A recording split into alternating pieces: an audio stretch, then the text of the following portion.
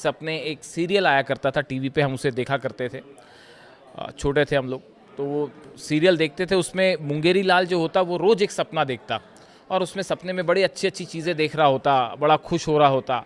लेकिन आखिरी में जब सीरियल ख़त्म होने वाला होता तो कोई आके मुंगेरी लाल को उठा जाता, उसे जगा देता और मुंगेरी लाल को अचानक महसूस होता कि भाई मैं जो देख रहा था वो तो ख्वाब था, हकीकत नहीं, और मैं सपने में ही अच्छी अच्छी बातें देख रहा था। और मुंगेरी लाल जो है वो आखिरी में जाग जाता। तो अब ये विचार कैसे आज मुझे क्यों इतने पुराने सीरियल की याद आई? हो सकता है वो एक मैंने बयान पढ़ा डोनाल्ड ट्रंप का, उसमें वो कह रहे हैं कि मैं जल्दी ही हॉर्मूज को अमेरिका का हिस्सा बनाने जा रहा हूँ, यानी मैं अमेरिका की टेरिटरी घोषित करने जा रहा हूँ हॉर्मूज को मैं अमेरिका में मिलाने वाला हूँ। इस तरह का बयान आया उनका। Trump says he will make Strait of Hormuz a US territory pretty soon. मैं जल्दी हॉर्मूज को जो है अमेरिका की टेरिटरी बना दूंगा। और उसके साथ उन्होंने ये भी कहा कि हम ईरान के खिलाफ जो है अब तक का सबसे बड़ा इकोनॉमिक ब्लॉकेड करने जा रहे हैं और ईरान के खिलाफ आर्थिक जो प्रतिबंध हैं वो सबसे स्ट्रांग होंगे और जो ब्लॉकेड है इकोनॉमिक, कोई जहाज़ अंदर नहीं जाने देंगे, ईरान की इकॉनमी को जो है हम बुरी तरह से दबाव में ले आएंगे। इस तरह के बयान उनकी तरफ से आए। तो अब ये जो बयान है कि हॉर्मूज को लेकर जो डोनाल्ड ट्रंप ने कहा, उसको लेकर फिर ईरान की तरफ से जवाब भी आ गया। ईरान की तरफ से जो ईरान के डिप्टी फॉरेन मिनिस्टर है काजिम गरीबाबादी साहब, उनकी तरफ से उन्होंने कहा कि हॉर्मूज ईरान का था, ईरान का है और ईरान का ही रहेगा। बात नंबर 1। और बात नंबर 2, उन्होंने ये भी कह दिया कि ईरान की सेनाएं तब तक हॉर्मूज को ब्लॉक करके खड़ी रहेंगी जब तक अमेरिका यहाँ से अपनी सेना लेकर वापस नहीं चला जाता। तो ईरान की तरफ से ये जो ख्वाब देख रहे हैं डोनाल्ड ट्रंप, तो ईरान ने अचानक जगा दिया उन्हें कि होश में आ जाओ, नींद से जाग जाओ और देख लो कि आप क्या कह रहे हो। तो ये हॉर्मूज को लेकर आज बड़ा सोशल मीडिया में सब जगह ट्रेंड हो रहा है बयान, जिसमें डोनाल्ड ट्रंप कह रहे हैं कि मैं हॉर्मूज को हिस्सा बना दूंगा। हकीकत क्या है? हकीकत सुन लीजिए जरा। हकीकत क्या है? यूएई के एक और जहाज़ को ईरान ने ओमान के पास ठोक दिया है, वो जहाज़ तबाह हो गया है। 2 जहाज़ जो परसों तबाह हुए थे वो एक अलग बात है। जो परसों जो 2 जहाज तबाह किए गए यूएई के, वो अलग बात थी। ये लेटेस्ट हमला है, नया हमला है। Tension in the straight of Hormuz have escalated again after the United Arab Emirates state owned oil company ADNOC reported that one of its vessel came under attack while transiting the strategic waterway on August 14।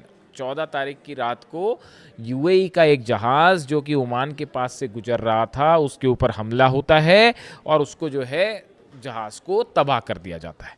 यानी ये UAE के जहाज़ के ऊपर अगर हम पिछले बात करें 48 घंटे की, तो ये चौथा जहाज़ है यूएई का जिस पर हमले की खबरें हैं। उसमें एक जहाज़ तो बहुत ही, जो पहला हमला हुआ था जहाज़ में, उस पर 4 बैलिस्टिक मिसाइल्स दागी, 4 missiles, anti ship missiles, ballistic नहीं, एंटी शिप मिसाइल्स दागी गई थी।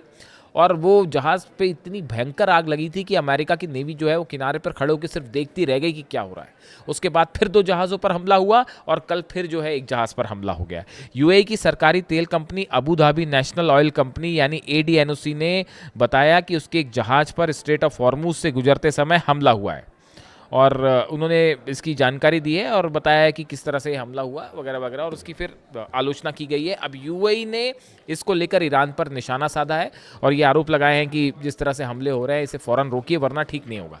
अब ये बात बिल्कुल वैसे ही है जो मोहम्मद बिन सलमान कह रहे हैं। सऊदी के ऊपर भी लगातार हमले जारी हैं। जो हूती की तरफ से नए दावे आए और नई तस्वीरें सामने आई हैं वो देखी होंगी आपने। अरामको के ऊपर बताया जा रहा है कि फिर 3 ड्रोन स्ट्राइक्स हुई है और उसमें अब तबाही की तस्वीरें भी सामने आने लगी है। और जो तस्वीरों में दिख रहा है कि अरामको का एक बड़ा हिस्सा ऑयल रिफाइनरीज का तबाह है और ऐसा लगता है देख के कि ये तबाही, अगर ये खबरें देखिए, अभी तक ये पुष्टि नहीं हुई है कि तस्वीरें सच है कि नहीं, लेकिन अगर ये तस्वीरें सही हैं तो ये हमला सिर्फ ड्रोन से नहीं हुआ, ये बैलिस्टिक मिसाइल अटैक था। दोनों में अंतर होता है। जब ड्रोन से नुकसान होता है, आग लगती है, उसकी तबाही, और जो बैलिस्टिक मिसाइल गिरती है उसकी तबाही में काफ़ी अंतर होता है। जो एक्सपर्ट्स हैं वो समझ सकते हैं उसको देख के। तो अभी ऐसा लगता है कि अरामको में जो है वो मिसाइल्स भी गिरी हैं, सिर्फ ड्रोन स्ट्राइक नहीं हुई।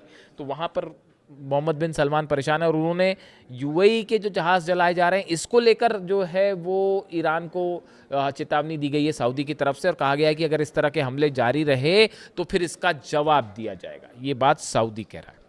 हूती की तरफ से हमले लगातार जारी हैं, लाल सागर में सऊदी के जहाज़ों पर हमला हो रहा है, पोर्ट्स पे हमले हो रहे हैं, और सऊदी की सेना दूसरी तरफ से हमले कर रही है यमन की सेना के साथ मिलकर जो हूती के खिलाफ है। और बताया जा रहा है कि 30 लड़ाकों की मौत हुई है जिनको दफनाया गया, उसकी तस्वीरें भी बाहर हैं। यानी आप देखिए एक बड़ी जंग सऊदी और हूती के बीच में छिड़ चुकी है, जो दोनों तरफ से लगातार स्ट्राइक्स हो रहे हैं, हमले हो रहे हैं। समंदर बंद है, बाब बंदेब बंद है, लाल सागर बंद है, और अब यूएई के जहाज़ जो है वो हॉर्मुज़ में निशाना बनाए जा रहे हैं। देखिए जिस स्ट्रैटेजी पे हूती काम कर रहा है, जिस स्ट्रैटेजी पे ईरान काम कर रहा है, ये बिल्कुल एक जैसी है। जिस स्ट्रैटेजी पे पुतिन काम कर रहे हैं वो भी इन्हीं की तरह है, उस पर मैं अलग से बात करूंगा। इशारा फिलहाल समझ जाइए कि हूती, ईरान और रूस जिस तरह से मुकाबला कर रहे हैं, वो यूक्रेन का मुकाबला कर रहे हैं, ये सऊदी का, और ये बाकी अमेरिका और अरब देशों का ईरान मुकाबला कर रहा है। जो स्ट्रैटेजी अपनाई गई है ये एक जैसी है, इस पर हम अलग से बात करेंगे। खैर, अब ये जहाज़ पर हमला है यूएई के, यानी यूएई सऊदी दोनों निशाने पर हैं।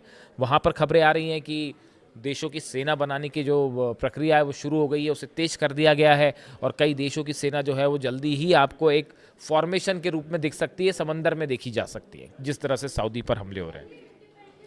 इसके अलावा देखिए एक और अहम खबर अब्राहम लिंकन को लेकर है, जो वो खबरें आई, जिस तरह से आपने देखा कि अब्राहम लिंकन में जो है वो सुसाइड्स की खबरें आई, अब्राहम लिंकन में जो है वो फौजी आपस में भिड़ गए, अमेरिकी फ़ौज आपस में भिड़ गई, हाथापाई हुई और चाकू चले, उसमें कई लोगों की मौत की खबरें आई। बताया जा रहा है कि वहाँ खाना नहीं है, उस पर पीने का पानी नहीं है, साफ़ सफाई के इंतजाम नहीं है, इस तरह के तमाम खबरें आई। अब उसको लेकर अमेरिका में अच्छा खासा घमासान छिड़ा हुआ है। अब देखिए ये किसी को भी लग सकता है कि भाई अब्राहम लिंकन इतना बड़ा एयरक्राफ्ट कैरियर है, 5000 लोग हैं उसमें, तो उसमें इतने हालात बिगड़ कैसे गए, हालात इतने ख़राब कैसे हुए। देखिए नॉर्मल खबरें आपको मिल जाएंगी कि भाई अब्राहम लिंकन में हालात ख़राब हैं, सैनिक कह रहे हैं हमें वापस भेज दीजिए वरना हम सुसाइड कर लेंगे और हम ईरान के खिलाफ नहीं लड़ना चाहते, इस तरह के बयान। लेकिन सवाल ये होता है किसी भी खबर के पीछे कि ये सिचुएशन आखिर आई कैसे। इस सिचुएशन आने की सबसे बड़ी वजह 2 सेंटर्स ऐसे हैं, एक तो बहरीन जहाँ पे 5th फ्लीट का ऑफिस है, 5वां बेड़ा है अमेरिका का, ये जगह, और दूसरा फुजेरा, यूएई का फुजेरा। ये 2 जगह ऐसी हैं, फुजेरा पोर्ट से और बहरीन में 5वें बेड़े का जो हेडक्वार्टर है, यहाँ से जितने अमेरिका के जंगी जहाज़ अरब सागर में, हिंद महासागर में या हॉर्मुज़ के आसपास होते हैं, उनको खाने पीने का सामान पहुंचाना, रसद पहुंचाना, हथियार पहुंचाना, जो भी लॉजिस्टिक सपोर्ट है वो सब पहुंचाने का काम ये 2 जगह से होता था, बहरीन के 5वें बेड़े के ऑफिस से और दूसरा फुजेरा पोर्ट से। अब हुआ क्या, ईरान ने इतनी बैलिस्टिक मिसाइल मारी हैं कि बहरीन का 5वां फ्लीट पूरी तरह से तबाह है। वहाँ पर किसी और की मदद तो छोड़िए, अपनी खुद की मदद नहीं कर पा रहे हैं वो। रनवे तबाह है, जो अलग अलग हैंगर्स थे वो तबाह हो गए, फ्यूल स्टेशंस थे वो तबाह हो गए, जो साजो सामान रखा हुआ था भाई जो आप भेजोगे सैनिकों के लिए, वो सबके सब जला दिया गया बहरीन में। वैसी हाल फुजेरा का है। फुजेरा के ऊपर इतनी ज़्यादा स्ट्राइक्स हुई हैं कि वहाँ पर जो है अब वो इस हालत में नहीं है कि वहाँ से जो है अमेरिका के सैनिकों की मदद के लिए कोई बैकअप प्लान तैयार हो या कोई बैकअप वहाँ से भेजा जा सके। यानी ये दोनों मुख्य जगह थी, ये दोनों को पैरालाइज कर दिया गया, बहरीन के 5th फ्लीट के ऑफिस को और फुजेरा पोर्ट पर जो अमेरिका की सेना से संबंधित मिशन चलते थे। इसका नतीजा क्या हुआ, इसका नतीजा यह हुआ कि अमेरिकन फोर्सेस ने अपना हब जो है वो डिएगो गार्सिया को बना लिया। अब जो मदद भेजी जाती है वो डिएगो गार्सिया से भेजी जाती है, या जो साजो सामान है वो डिएगो गार्सिया भेज दिया गया है, वहाँ से चीज़ें मैनेज होगी। अब उसका डिस्टेंस है करीब 3.5 से 4,000 किलोमीटर।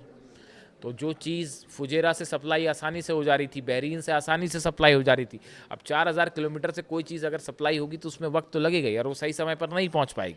इसीलिए हालात, और दूसरी तरफ से ईरान ने ब्लॉकेड किया हुआ है, अबू मेहदी मिसाइल्स फायर कर रहे हैं, अंडर वाटर ड्रोन फायर कर रहे हैं, जहाज़ों का हाल क्या आप देख लीजिए। तो ऐसी सिचुएशन में अब्राहम लिंकन को लेकर जो खबरें चल रही थी उसमें काफ़ी हद तक खबरें सही पाई गई हैं, जैसे ईरान के दावे थे, और यही वजह है कि अब्राहम लिंकन को अब वापस भेजा जा रहा है और जॉर्ज डब्ल्यू बुश जो नया दूसरा जो एयरक्राफ्ट कैरियर है वो उसकी जगह लेगा। यानी आप देखिए पूरे अरब में, ईरान के पास, हॉर्मुज़ में, बाब अल मंदेब में, लाल सागर में, आप जहाँ भी देखें वहाँ पर जो खबरें आ रही हैं आप उनका नेचर देखिए, वो खबरें इसी तरह की हैं।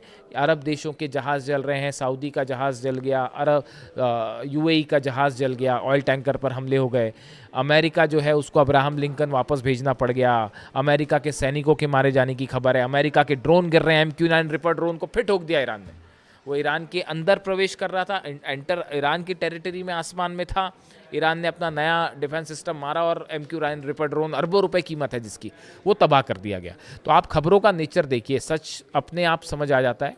आप खबरें देखिए, अमेरिका के ड्रोन तबाह, सैनिक सुसाइड कर रहे हैं, सैनिक कह रहे हैं कि साहब हम नहीं लड़ेंगे, इस तरह की जो तमाम खबरें, इनका नेचर ये बता रहा है कि ये जंग ईरान जीत चुका है। ट्रंप और उनकी सेना बुरी तरह से पिटी है हॉर्मुज़ में और ईरान के साथ जंग में, ऐसा तमाम लोगों की राय है।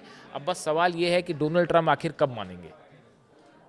जब तक फोर्सेस खड़ी हैं, देखिए ईरान की तरफ से स्ट्रैटेजी बदल दी गई है कि अब जो है वो एक ऑल आउट प्रेशर बनाया जाए अमेरिका के ऊपर, ताकि अरब से बेसिस खाली करके अमेरिका वापस जाए। इस पॉलिसी पर ईरान काम कर रहा है और इसी के चलते हॉर्मुज़ बंद है और लाल सागर बंद है और दबाव में है डोनाल्ड ट्रंप और अमेरिका। और इसीलिए अब ये रणनीति बनाई कि जंग नहीं कर सकते तो बाहर जहाज़ लेके खड़े हो जाओ, इकोनॉमिक ब्लॉकेट करो। इकोनॉमिक ब्लॉकेट वाली बात आई ही ऐसे क्योंकि मिलिट्री जंग में जो है वो ईरान भारी पड़ गया, इसीलिए ब्लॉकेट वाली खबर है। फिलहाल हॉर्मुज़ बंद है, लाल सागर बंद है, ज़बरदस्त जंग चल रही है हूती और सऊदी के बीच। इससे जुड़ा जो भी अपडेट होगा आप तक पहुँचाऊँगा। कमेंट करके बताइए वीडियो कैसा लगा। Thank you so much.